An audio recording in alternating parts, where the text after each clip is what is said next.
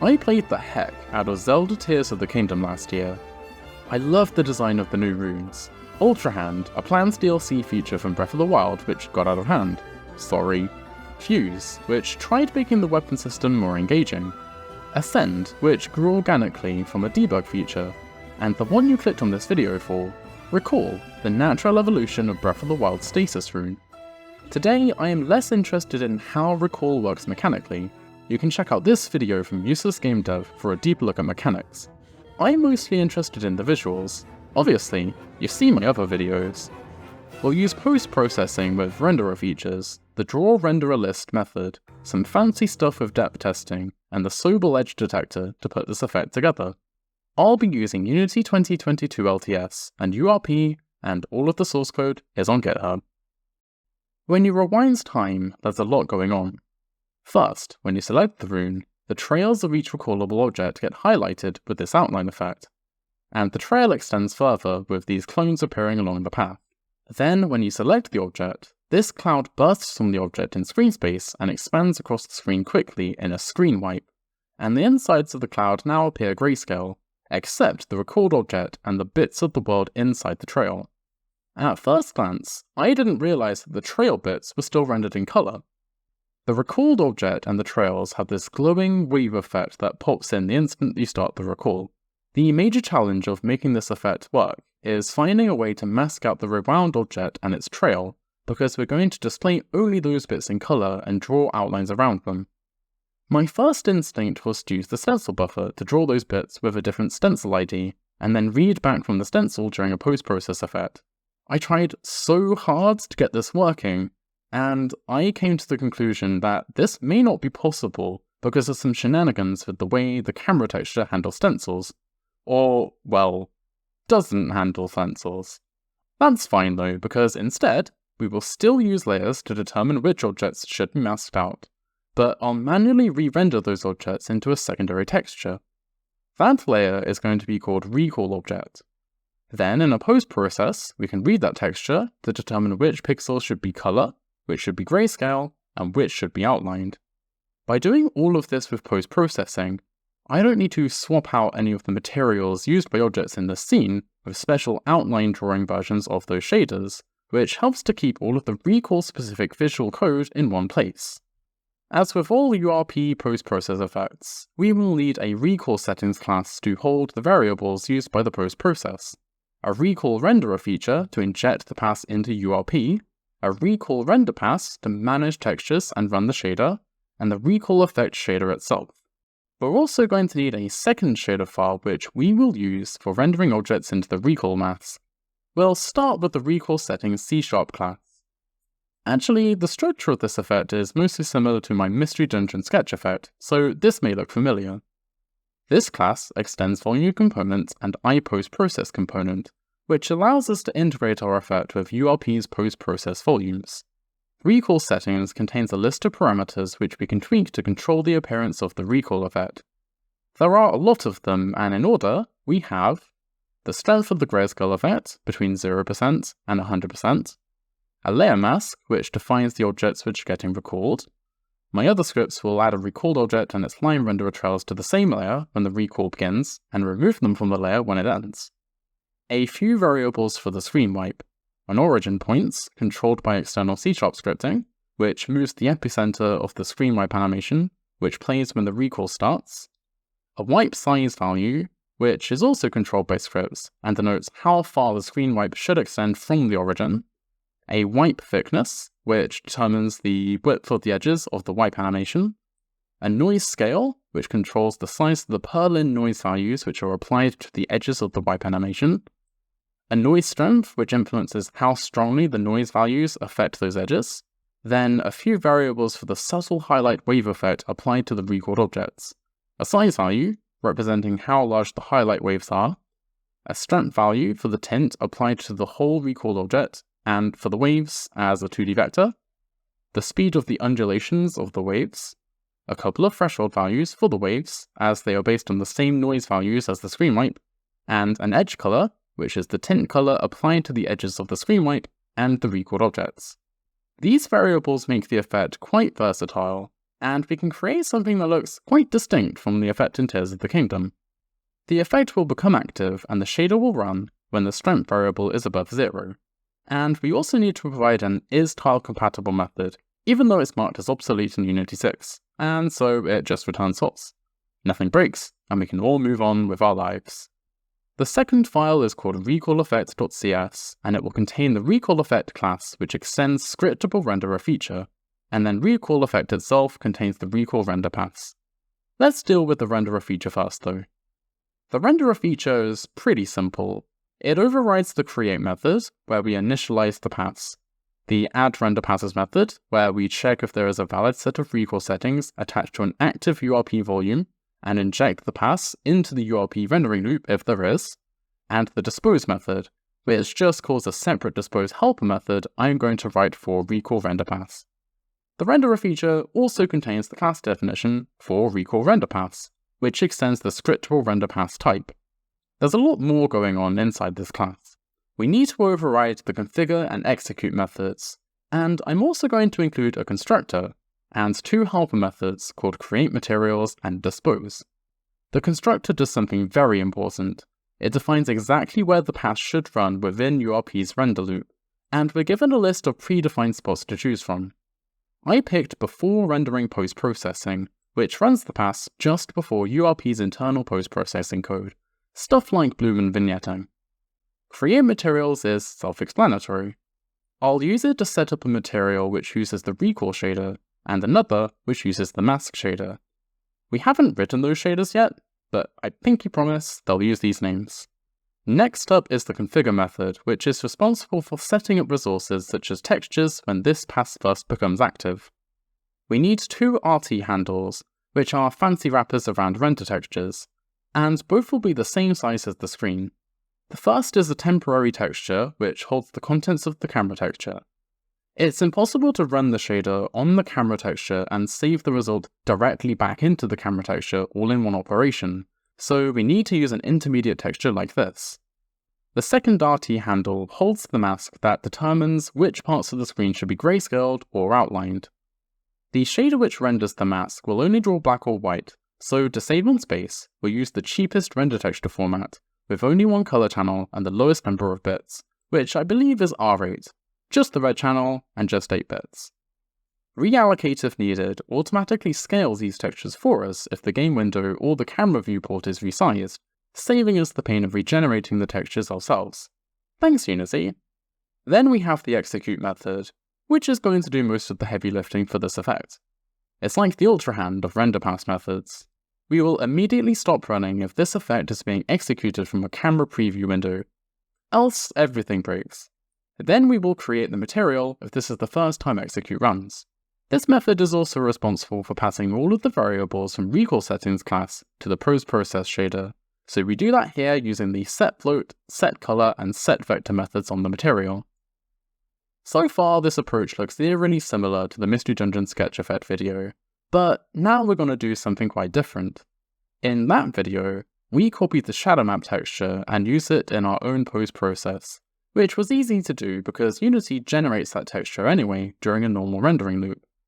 For the recall effect, I want to set up a texture which masks out the recalled object and its trails, but of course, Unity doesn't do that for us. I'm going to find those objects in the recall object layer and manually draw them into my own masked objects handle texture. If you recall, haha, we set up that texture in configure. It's grayscale. We'll set that texture as the active render target and clear it, then set up a renderer list containing the objects we want. To do that, we essentially give Unity a set of restrictions, and it can use those to find the objects we want to include in the mask. First, we set up camera culling parameters, which does frustum culling to prevent drawing objects that the camera can't actually see. Next, we create a sorting settings, which sorts all the objects based on the opaque and transparent sorting criteria of the camera. You don't need to think about this too much, it just uses the default sorting behavior. Then we have a filtering settings which lets us restrict the objects to certain render queue values like geometry, alpha clip, transparent, and so on, or to certain layer mask values. I want to render all queues so we can do opaque and transparent record objects, but I do want to restrict it to only the recall object layer. This layer mask is one of the variables we set up on recall settings, and we could choose to render out any combination of layers we want. And then we have the shader tag ID. We use this to restrict our selection to objects whose materials use a shader pass with a specific tag. When you write HLSL shaders, such as URP's included lit shader, it will contain one or more passes.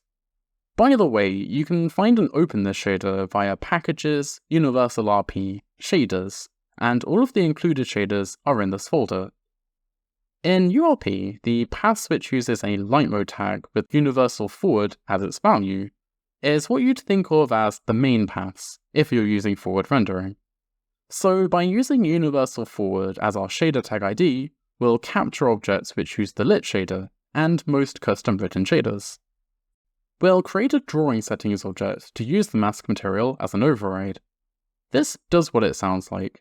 We've found our set of objects, and we're going to temporarily swap out their materials and use this mask material instead. We create a renderer list using all of these settings, which contains each object inside the camera frustum, in the recall object layer, whose shader has a universal forward tagged pass, whether it's transparent or opaque, and finally, we issue a draw command to the GPU with the draw renderer list method. Since we made masked objects handle the active render target, those objects get drawn into that texture. This was my first time using the draw renderer list method, and I'm pleasantly surprised with how customizable and flexible these drawing options are. Looking at the unlit shader, its main pass actually doesn't use any tag, so it won't get captured when we use the universal forward shader tag ID. In this instance, we need to run a second draw renderer list command, using most of the data from the first one, but this time, using a tag called srp default unlit. Unity applies this tag to shaders when you don't specify one, so we can use it to match the unlit shader and any custom shader which doesn't use any tag. Now that the mask is filled with data, and we'll cover the mask shader which drew those objects shortly, don't you worry about that. We can attach it to the material so that we can use it in the post-process shader. And then we can use the Blitter API to run the post-process shader over the screen contents. To do that, you can't just take the camera texture, run the shader, and apply the result back to the same camera texture in situ, so we ping-pong between the camera texture and a temp texture. The ping just copies the screen contents to the temp texture without modification, and the pong copies it back, this time running the post-process shader. Finally, we can run each of the commands we have set up by executing the command buffer. Then all that's left is clearing up the RT handles in the dispose method, and we're all done on the scripting side. However, we still have a lot of ground to cover with the mask shader and the post-process shader. Let's start off with the mask.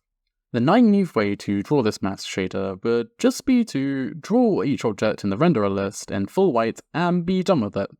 But let's think about this for a second. If we just did that, our mask texture is going to include everything, including parts of objects that are obscured behind other objects, which is sort of an X-ray effect, and that might be good enough for you, in which case the mask shader is dead simple. I included this in the GitHub too. But it's gonna take more work if we want to cull based on depth. The difficulty comes from the fact that with regular rendering, Unity can just automatically cull pixels using depth information, and we don't have to think about it. But in this environment, the only depth information we have is the camera depth texture, and we have to implement depth culling ourselves by comparing pixel depth values with the texture inside the fragment shader. Worse still, this depth texture includes all the objects we're trying to draw to the mask texture, so we'll need to implement a tiny offset value when doing the comparison, or else we'll cull everything. For this, I'll write the vertex shader in a bit of a non-standard way. It'll accept an object space position as usual, but we're going to omit the clip space position as an out parameter, which isn't typical. We're also going to calculate depth right here in the vert shader and return that as part of the v2f struct. This depth value is the distance between the camera and a vertex of the object being drawn, which gets interpolated into a value for each pixel as standard when we use this variable inside the fragment shader. Using an out parameter was a bit weird, but by doing so, we can pass a second parameter with the vpos semantic to our fragment shader. This is the screen space position of the object, and I found it a lot nicer to work with than by calculating the screen space positions traditionally in the vertex shader with compute screen pos. This screen space position is in what I call pixel space, so we divide through by the screen resolution to get a screen UV from 0 to 1. We need this UV for sampling the camera depth texture, which is in screen space. Finally, we can use the step function to return 0, or black, when the pixel being considered is behind an object already in the scene, or 1, white, when it is in front. That 0.0001 is the tiny offset I mentioned earlier. And sure, I should avoid using magic numbers like this, but it works. Now, objects only get rendered to the mask if they are the closest thing to the camera. It's also worth noting here that I'm using blending. Without blending, let's say I draw one record object and draw white into the mask texture, but then draw its trail afterwards. And actually that would always happen because the objects in my test scene are lit and the trails are unlit. And let's say part of the trail is hidden behind the object. Those bits of the trail will fail our depth test and write black into the mask texture, which isn't what we want. To get around that, I'll use blend source color 1 minus source color. For blend operations, we multiply the result of the frag shader and multiply it by this first keyword, which in this case is source color, which also happens to be the result of the frag shader. Then takes the value already in the mask texture and multiplies it by 1 minus source color, then adds the two values together. Usually you see the blend keyword being used for alpha blending, where we mix the frag shader and the existing texture values based on the frag shader's output alpha value. Basically, the shader is exclusive OR without the blend, inclusive OR with it. Now we can move on to the main shader for the recall effect. This shader file contains a bit of shader-lab boilerplate as usual, and then an HLSL include block containing useful functions we'll need in our fragment shader. In fact, all of these functions are based on ShaderGraph's implementation of Perlin noise generation, as we'll be using that in our effect. We don't really need to go into detail about it here, but maybe one day I'll explore different types of noise in more detail. After closing off the HLSL include block with an end HLSL, we have the main paths. We'll need some include files, namely core, which is generally always useful, color, which gives us the luminance function, and blit, which gives us access to a vertex shader and the blit texture. This is always whatever texture you used as the source texture during a blit operation. Next, we have all the variables from recall settings, plus the masked object's texture. First off in the fragment shader, we'll sample the blit texture and the masked object's texture. Then we'll calculate the screen wipe effect by finding the offset between the pixel and the origin point, and then adding a noise value to that offset. With this distance value, we know whether we're inside the wipe radius, as I'm calling it, by running a step function between the distance and the wipe size variable. But that's just whether we're inside or outside the screen wipe. I will also create a timer which depends on the same noise value we just used, and uses a sine wave so that it outputs a smooth curve from -1 to +1, which I remap to a 0 to 1 range. This value amounts to an undulating glow effect in screen space, which will be applied to the recalled objects shortly. I use this timer, the mask texture, and the isInWipeRadius variable to determine the color of pixels if they are being recalled. It's a bit complicated, but this line is saying that non-grayscale objects will have that glow effect and a light tint color applied to their surface. I chose to apply this in screen space, although I think it's possible to do it all in world space, but this was easier. This value is black if we're outside the wipe radius, because those parts don't glow. Then I can calculate the grayscale color, which is applied to the non-recalled objects, by using the luminance function, which collapses an RGB color into a grayscale value. Using the LURP function, I can choose between using the recall color and the grayscale color, based on the mask value and the isInWipeRadius value. Next, we apply a tint color to the edges of the wipe radius by doing another step function to find the edge, and a LURP to apply the edge color if necessary. Finally, we'll apply outlines to the masked objects, those objects that are being recalled. We can do this by applying a 2x2 Sobel edge detector to the masked object's texture and set the output color of all detected edges to edge color. This classic edge detector checks the value of nearby pixels and finds the color gradient across those pixels with a little Pythagoras. If we have black and white pixels adjacent to one another in the mask, this registers as a large gradient, and we can label this as an outline pixel with a simple set function. Adjacent black pixels or adjacent white pixels have zero gradient on the other hand. It's a relatively simple edge detector, and we won't be able to customize the thickness of the edges, but it's good enough for me. And there we have it, the recall rune, in all of its backwards glory, rendered in Unity. I'm so happy with how this turned out in the end, and I had a blast figuring out how all the parts come together. And now, Link can undo his mistakes. Just like I wish I could do in real life. Until next time, have fun making shaders.